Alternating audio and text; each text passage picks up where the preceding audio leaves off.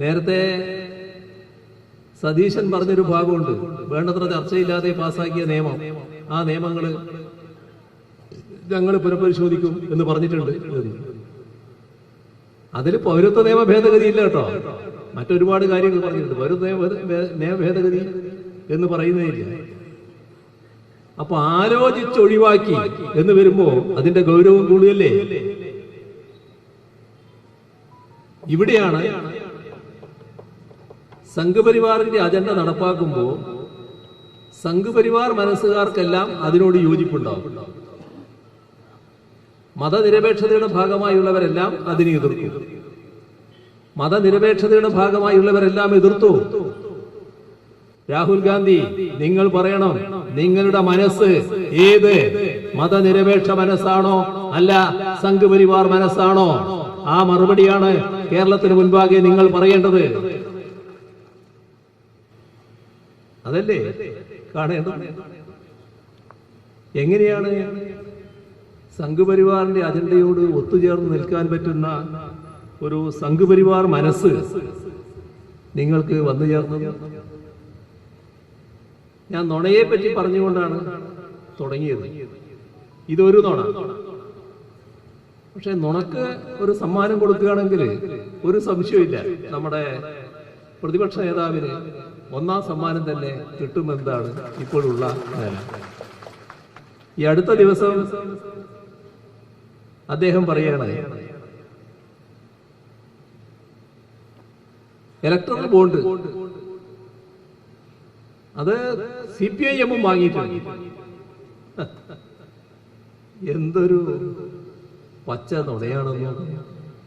ഈ രാജ്യം മുഴുവൻ അറിയാവുന്ന കാര്യമാണ് ഇലക്ട്രൽ ബോർഡിന്റെ കാര്യത്തിൽ ഞങ്ങൾ സ്വീകരിച്ച നിലപാട്.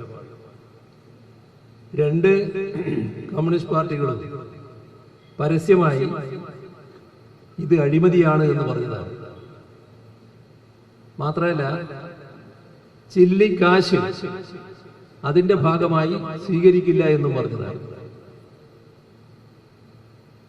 ഇപ്പൊ എല്ലാ കണക്കും പുറത്തു വന്നപ്പോ 8,251 കോടി രൂപയാണ് BJP വാങ്ങിവെച്ചത്. അത്രയില്ല കോൺഗ്രസിന്.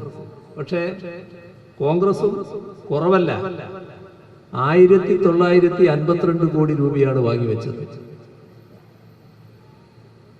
ഇത് വാങ്ങി കയ്യിൽ വെച്ചതാണ്. അതിനെക്കുറിച്ച് നേരത്തെ ചില വിമർശനങ്ങളൊക്കെ ഞങ്ങൾ ഉന്നയിച്ചിട്ടുണ്ട്. സ്വാഭാവികമല്ലേ, കാരണം ഇത് കൃത്യമായ അഴിമതിയല്ലേ. ആ അഴിമതിയുടെ കൂടെ നിൽക്കുകയല്ലേ ചെയ്യുന്നത്. ഞങ്ങൾക്ക് കിട്ടണം പണം എന്ന് മാത്രമല്ലേ നിലപാടുണ്ടായിട്ടുള്ളൂ.